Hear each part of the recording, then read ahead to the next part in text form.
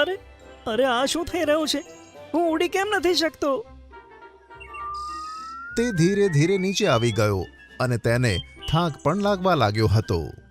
સોનાને કારણે મારી પાંખો ભારે થઈ ગઈ છે, પણ કંઈ વાંધો નહીં. હું તો દેખાઈ પણ સરસ રહ્યો છું ને. ઘણું છે, ચાલીને જ જઈશ.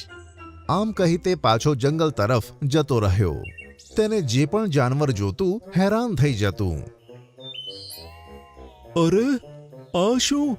મિંકુ સારસની પાંખો તો કેટલી સરસ દેખાઈ રહી છે.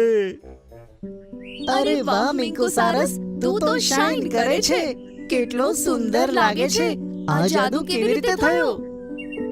આ રીતે બધા સારસના વખાણ કરતા રહ્યા અને તળાવ સુધી આવતા આવતા તો તેના વિચારો જ બદલાઈ ગયા.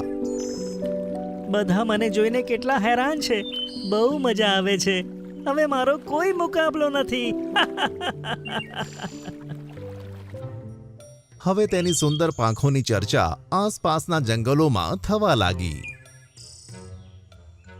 અને તેને જોવા માટે દૂર દૂરથી જાનવરો અને પક્ષીઓ આવવા લાગ્યા.